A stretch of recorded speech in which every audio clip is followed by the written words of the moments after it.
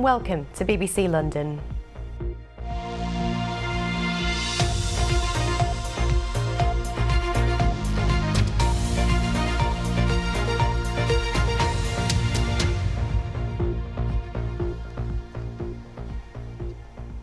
First this lunchtime, temperatures fell to freezing overnight, bringing dangerous conditions for the homeless.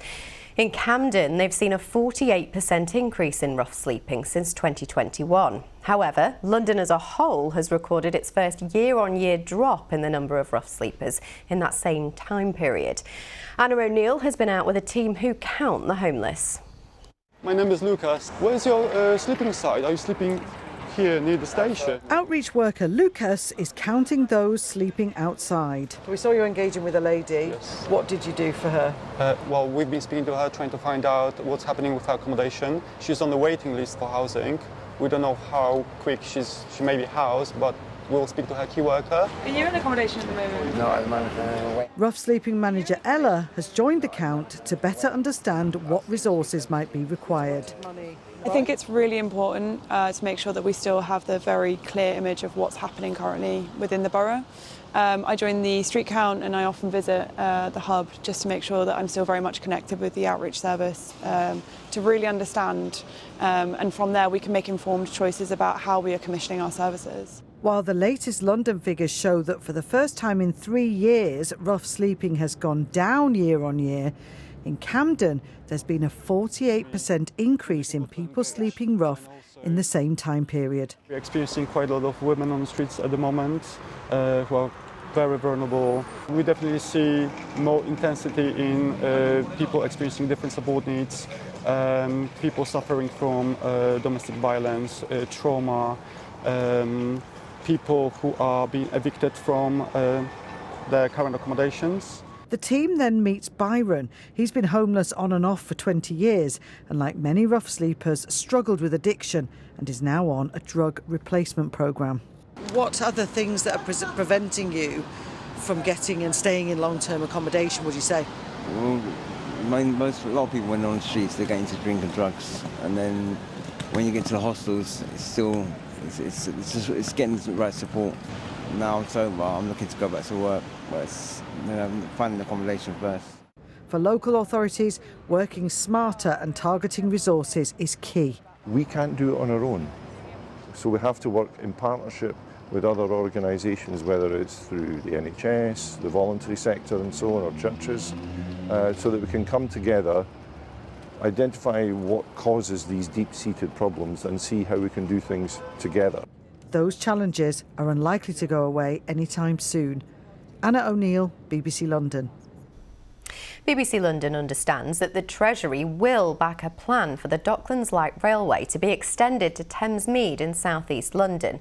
The extension could lead to 25,000 new homes and up to 10,000 new jobs. The Chancellor is expected to give the go-ahead in next week's budget. Now, it's been dubbed the engine room for UK growth. But with a week to go until the budget, what do City of London bosses want to see? Here's our work and money correspondent Megan Owen.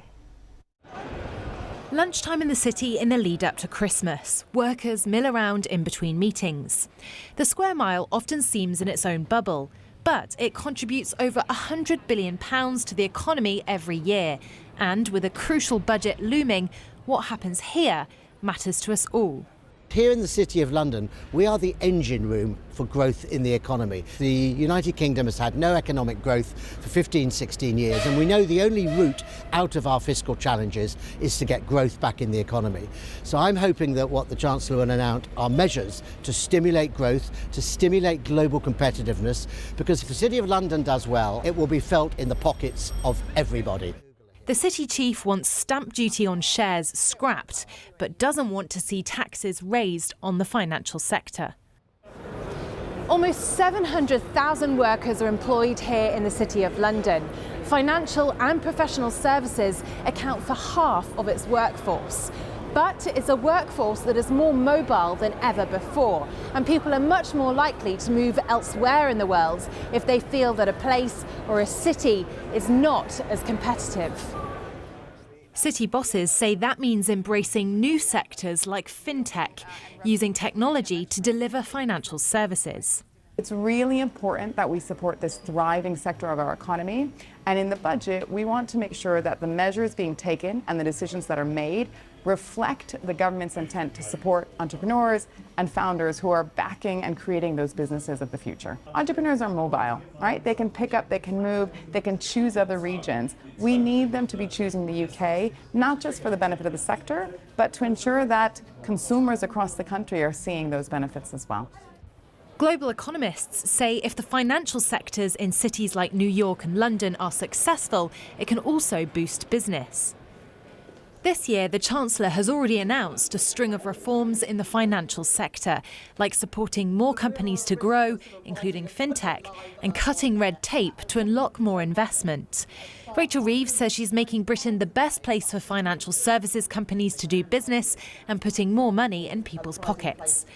But with UK growth slower than expected, leaders here hope the city will be at the forefront of the Chancellor's mind this budget. Megan Owen, BBC London. A legal battle over plans to almost triple the size of the Wimbledon tennis site has got the green light to go to the Court of Appeal. The proposals would see the construction of 38 new tennis courts and an 8,000-seat stadium. Supporters say it would bring economic and environmental benefits. Local campaigners at Save Wimbledon Park say it's irrational to approve it. Now, popular social media images show there's a Christmas market right outside Buckingham Palace. But don't you think it looks a bit suspicious? Well, tourists fooled by this fake AI photo have been travelling to the royal residence with high expectations. Here's Harry Lowe. Yes, Buckingham Palace, one of London's most famous landmarks, home, of course, to the King and known for the changing of the guards. And if you believe what's online, there's currently a festive market going on here. Not quite the case. The realistic AI-generated images, though, haven't stopped many people from flocking here to try and get a slice of the festive action. We spoke to one or two of the disappointed visitors a little earlier. Very disappointed. A little bit annoyed as well, because we're both really frustrated that we fell for it, which is upsetting. I saw it on TikTok, but I don't know if it's real or not. We turned up, and then we were like, I wonder where the entrance is. Googled Buckingham Palace Christmas market, and it was all fake news, fake news. Everyone's fallen for this AI-generated advertising. So some particularly disappointed tourists there, but why was it that people thought this was so realistic? A little bit earlier on I spoke to a cybersecurity expert who explained the attraction of this particular AI image. It's all about the timing. It's at a beautiful royal location. People have also got that fear of missing out if they don't enjoy what they're looking at, and maybe they are excited about maybe visiting something as beautiful as this. Business as usual then here at Buckingham Palace. No Christmas market, but plenty of other places across the capital where you can get your festive fix. Harry Lowe reporting there. Well, there's clearly an appetite for it. Maybe it's a good idea. Perhaps it is. And the weather is good for a Christmas market now as well. We woke up to rather frosty scenes this morning. You can see the spiders' webs are even frosty. We have had a lot of sunshine though today. Still very cold, however. A bit more cloud moving in as we head through the afternoon, however. And with that cloud, there is a very, very small chance of a light shower, which if you're high enough, it might be a little flurry of something wintry. But most places staying dry. Some bright spells remain, 3 to 5 Celsius the maximum. But notice we still have that northwesterly breeze. It's not as strong as yesterday's, but it's still very cold. So temperature actually going to feel more like -2 to 1. So a bitterly cold afternoon. Now, as we head into this evening, overnight, some clear spells to start with, but we will see that cloud sinking south again. The odd shower possible, likely to be of rain, but again, higher up you are, it might be wintry. Nothing much though. Minimum temperature -2 to 1, so another cold night. But a ridge of high pressure is building. So overnight and into Friday, eventually we'll start to see this cloud breaking up and clear. So we should get plenty of sunshine. It's a fine, dry, cold, crisp day tomorrow, 4 to 6 Celsius the maximum. A cold start to Friday night, but by dawn on Saturday, the temperature will have risen. Bit of a shift in wind direction you can see coming from the south. So temperatures a little less cold and the weather more unsettled. Hannah. Thanks very much, Kate. That's all from us for now. We'll be back at 6:30. Do join us then, and you can stay up to date by checking the BBC London website. Now it's back to Nina with the rest of the news at 1.